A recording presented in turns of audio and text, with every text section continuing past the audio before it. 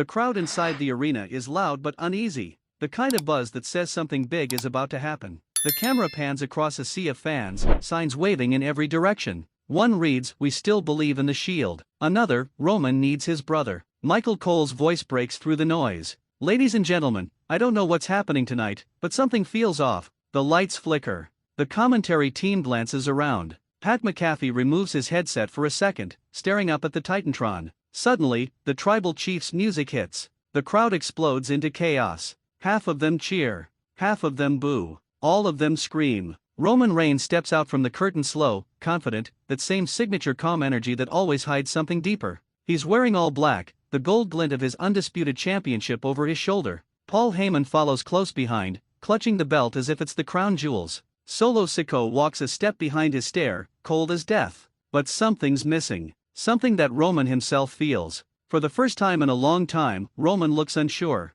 He takes the mic from Heyman and lifts it slowly. "A lot of people been talking. A lot of people been saying the bloodline is finished. They said Roman Reigns has run out of family." The crowd starts a chant, "We want Moxley. We want Moxley." Roman's jaw tightens. He doesn't flinch but his eyes flicker. A smirk crawls onto his face. "You want him? You really think he'd come back here after everything?" The camera zooms close. Roman's tone changes. Lower. Colder. "Dean Ambrose is dead. Jon Moxley doesn't belong here anymore." The boos rain down. Roman lowers the mic again, letting the crowd react. But before he can continue, boom. The arena lights cut out completely. A single spotlight shines at the entrance ramp. On the Titantron, a distorted video begins to play black and white footage of the Shield. Roman, Seth, and Dean back when they were untouchable. The music is eerie, broken. Each clip glitches, flashing to images of Moxley bleeding in AEW rings, slamming chairs, throwing fists, chaos in motion.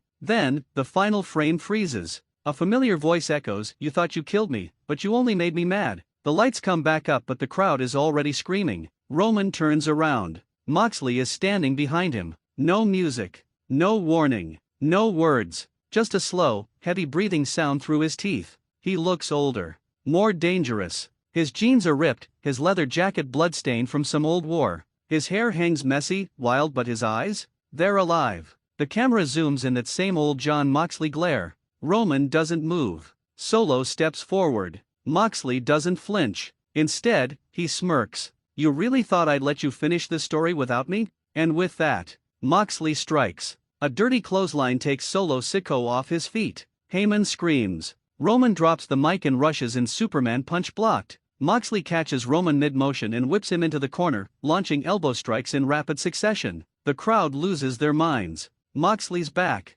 Moxley's back in WWE. Cole shouts, his voice cracking. Security floods the ring, but Moxley welcomes them. One by one, he takes them out, chair shots, elbows, headbutts. It's not a wrestling match. It's a street fight. Roman finally gets a moment to recover. He charges again, but Moxley spears him through the ropes, both crashing outside the ring. Tables flip, chairs fly, chaos reigns. Then Seth Rollins' music hits. The arena roof nearly explodes. Seth jogs down the ramp, not with laughter or arrogance, but with a haunted expression. He slides into the ring and stares at the carnage Roman laid out, Moxley pacing like a mad dog. Seth grabs a mic. "You two, you're really gonna drag me back into this, huh?" The crowd chants, "Shield! Shield! Shield!" Moxley stops pacing. He looks at Seth not as an enemy, but like an old friend he hasn't seen in years. Roman, clutching his jaw, crawls to the barricade and glares up at both of them. Moxley points to Roman. He forgot where he came from. He forgot who made him. Seth nods slowly. "Yeah, maybe it's time we remind him." The fans go insane. Moxley drops the mic, and for the first time in nearly a decade Moxley and Rollins stand side by side again. Roman tries to get back up, but the two men exchange a look. They nod. And then, in perfect unison they charge. Roman gets dropped with a double powerbomb through the announce table. The camera zooms in on the aftermath. Moxley kneels beside Roman's fallen body, breathing hard, whispering into the mic, "Welcome back to my world, brother." The screen fades to black as the WWE Universe erupts.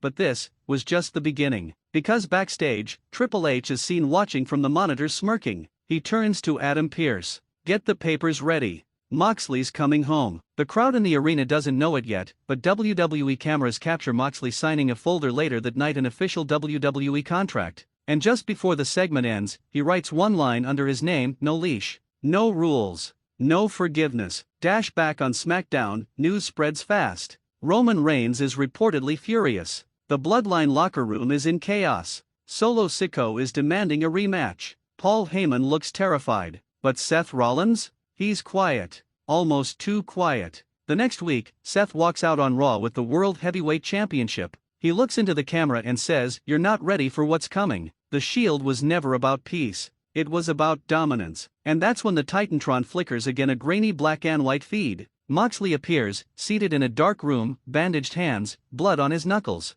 "You think this is a reunion," he says. "No, Seth. This is payback." He glares into the camera, breathing heavy. "Roman broke the family. You wore the crown. I carried the scars. Now it's time to settle this." The feed cuts out. Raw fades to black. That night, the internet breaks. #Moxley returns trends worldwide. Fans post clips, screaming reactions, and theories. Some say Moxley is going after Roman. Others think he's targeting both of them. But deep down, everyone knows something monstrous is forming again. The lunatic is back. Not to rebuild the Shield, but to burn what's left of it to the ground. It's the following week on SmackDown and the entire arena is trembling with tension. Fans know what they saw. Jon Moxley is back. Roman Reigns has been broken for the first time in years. And Seth Rollins, well, he's standing somewhere between a savior and a snake. The Titantron flickers. A recap package plays. Moxley's surprise return. The carnage. The powerbomb through the announce table.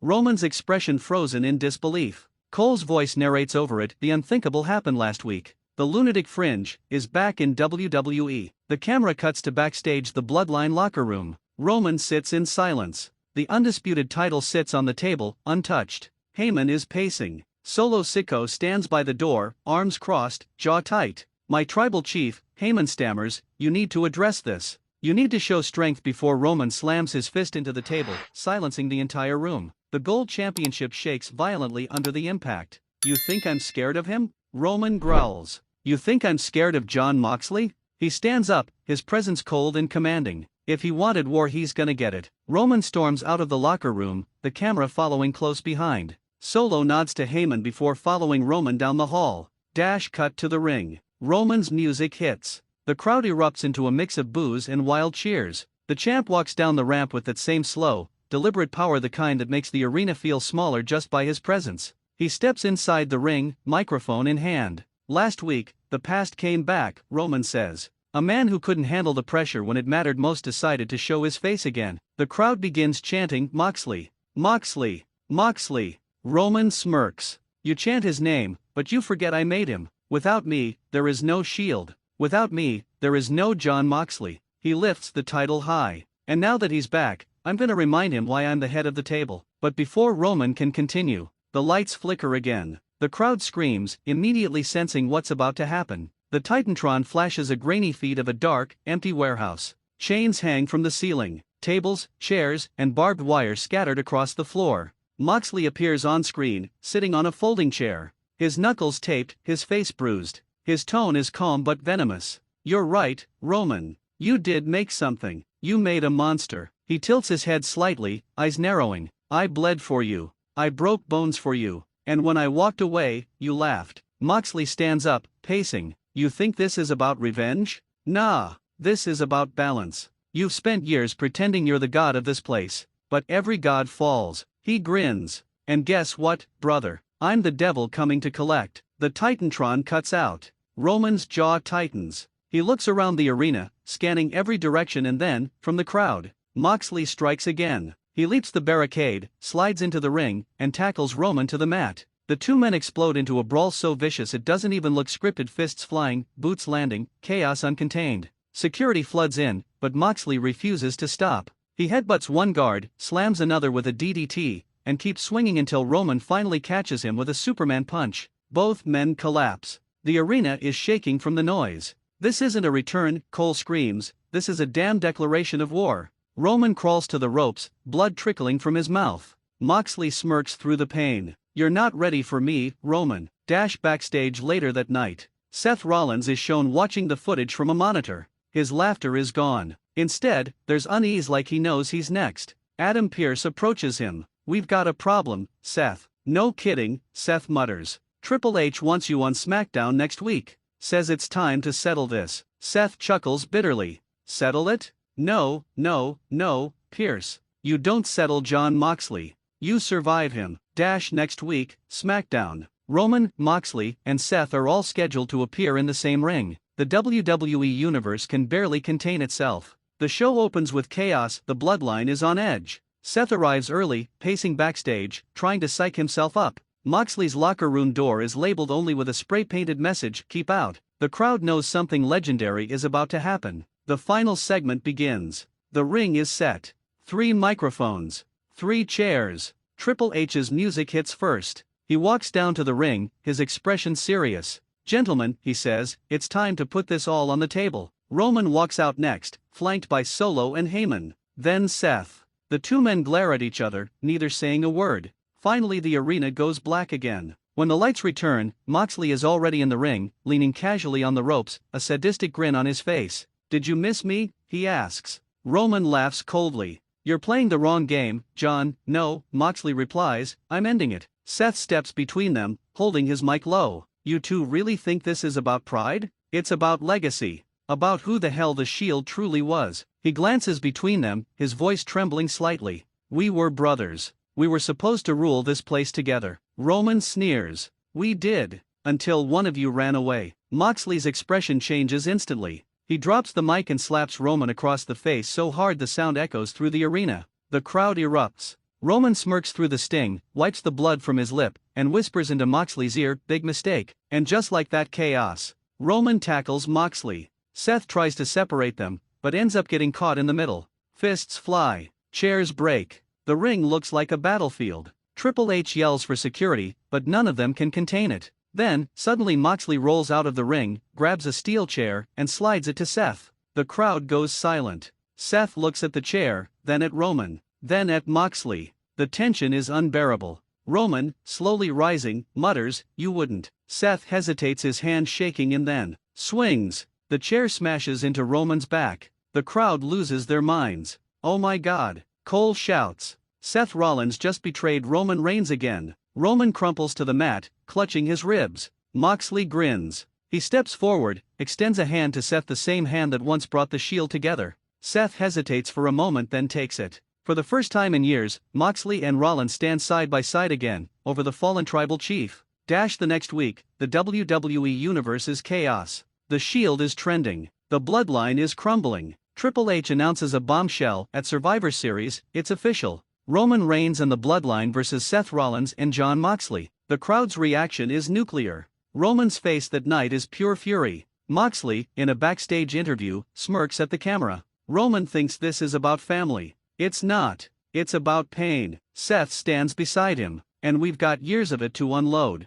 Survivor Series. The arena is electric. Bloodline versus Shield. The dream match everyone thought would never happen. Roman, Solo, and Jimmy Uso make their entrance first, pure power and presence. Then, the lights go dark. A single voice echoes through the arena, "Sierra, Hotel, India, Echo, Lima, Delta." The crowd explodes. Shield, Shield, Shield. Out walk Seth and Moxley, dressed in tactical vests, just like the old days. But this time, their expressions aren't nostalgic, they're haunted. The match begins. And for 35 brutal minutes, WWE delivers one of the most violent, emotional wars in history. Roman and Seth trade blows like brothers turned enemies. Moxley and Solo brawl through the crowd. Tables are destroyed. Chairs dent. Every hit feels personal. Near the end, Roman hits a Superman punch on Seth, but as he goes for the spear, Moxley intercepts him with a paradigm shift. The arena explodes. Moxley covers. 1, 2. Roman kicks out.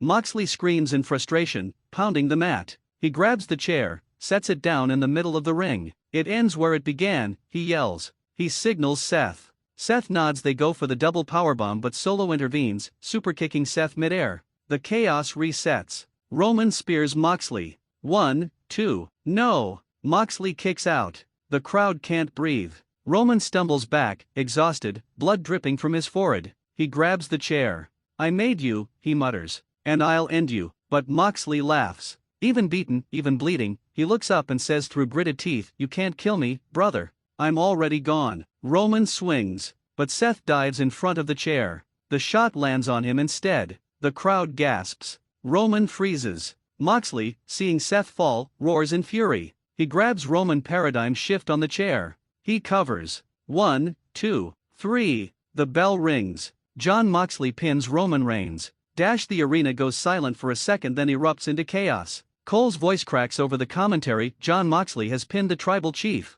The lunatic fringe has returned and taken down the head of the table. Moxley kneels over Roman's fallen body, breathing heavily. He looks at Seth, who's barely conscious, and mutters, "We're even now." He stands, blood on his face, arms spread wide as the fans chant his name. Moxley, Moxley, Moxley. The lights dim. The camera zooms in one final time on Moxley's face.